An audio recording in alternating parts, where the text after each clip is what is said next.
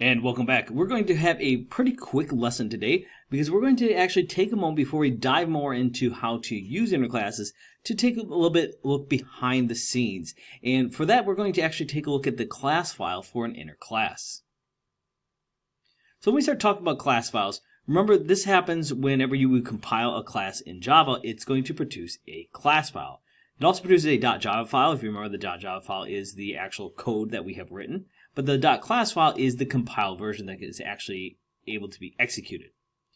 And when you compile a class with an inner class, this compiles both the outer class and the inner class, and it's actually going to produce two class files, which is interesting to think about because if you remember our source file, our .java file, there will only be one. So if we were to look at our class from last time, we had the bank account class. It's going to produce two class files. We have bank account.class and bank account $money.class. If bank account had, let's say, now two inner classes, then we'd have three class files produced. If we had even more, then we would have, for each corresponding inner class, we would add one more of these class files. Now, there's a quick pitfall to mention here before we actually look at this in more depth, which is the other use of inner classes. Up to this point, we've used an inner class to kind of create and use objects of the inner class from within the outer class method definitions. Remember, this is taking it as the viewpoint of the inner class is a helping class.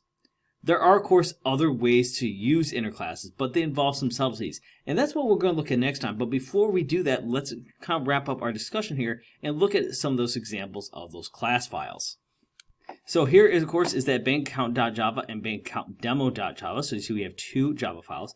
And if I go into the actual folder that has those items, if I look inside my source folder, you can see I have bank account and bank account demo. These, of course, are the Java files. That's these two files that we actually have written code out into. But if I go back up a level and I go into my bin here, so my binary files, you'll see that we have three class files here. This bank account demo.class, of course, is corresponding to our driver program, and our bank account.class is corresponding to the bank account.java. However, you also see there's the bank account with the $money.class. And that, of course, this money part here is referring to this private inner class.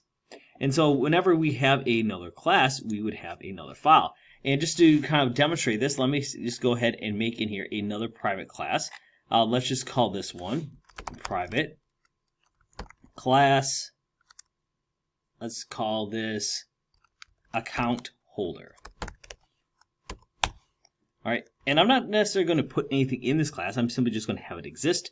And if I rerun our program here, so let's go ahead and rerun bank account demo, nothing has changed there. However, if I pull back up that source file, you can see that it's now added another class file. Now, I can't execute this right here. I can't open it up and view it because if I do, it's just going to kind of look like a bunch of gibberish. But this, of course, this .class file is corresponding now to this new class that I created. Again, this class doesn't do anything. This is simply just demonstration purposes to show you how that handles. So anytime we add in another class, we're going to create another .class file. Just like if I were to go over here and say, I'm going to make a new class this way, it would create a class file. But the only difference is when I put it here as an inner class, it's not creating that additional Java file.